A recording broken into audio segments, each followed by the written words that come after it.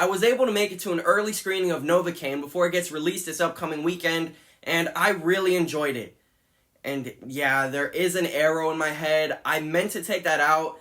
I have this weird disease where I just can't feel pain, so sometimes random shit just kind of happens. Oh my god, that's exactly like this movie.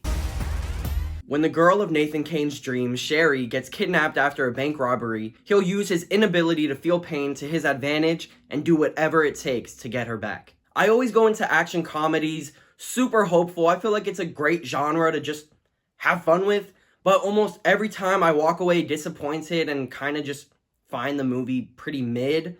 But with Novocaine, it gave me exactly what I wanted. Directed by Dan Burke and Robert Olson and written by Lars Jacobson, Novocaine takes what could be just a cheap gimmick of a premise and turns it into something great. All of the action here is very well done, and sometimes they do some nice little cool fun things with the camera, but it can be pretty gory, and for me, I love that. But there were some pretty loud reactions in my theater, so if you're sensitive to broken bones and gore and stuff like that, just be ready. Like, there was this one scene, very gory towards the end. They had the opportunity to do something, and I was just really, really hoping that they would. And then they fucking did. It was amazing. I loved it. I mean, that's the type of thing that I'm looking for. Once again, exactly what I want. But for some people, it might make you turn away, but it's all in good fun. The humor here is also very good. They tell some pretty decent jokes, but most of the comedy comes from just beating the shit out of this main character since he can't feel pain.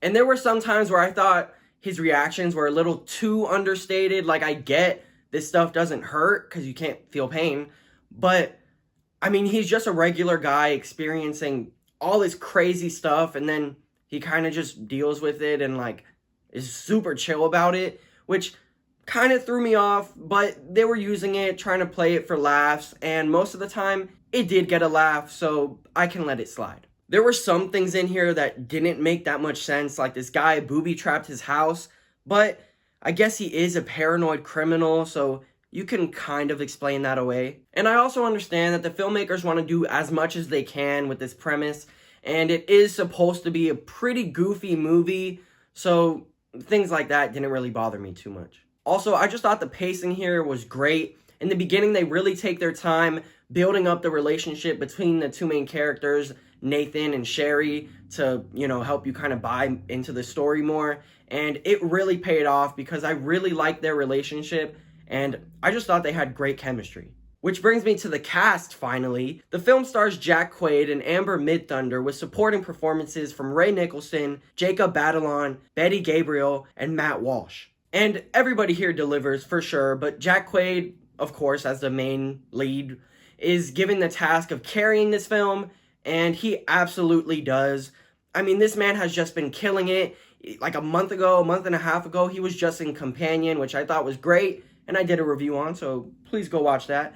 And yeah, at this point, I'll check out anything he's in because it's probably gonna be pretty good. As far as the actual plot of the movie, besides the main character not feeling pain, it's nothing you haven't really seen before.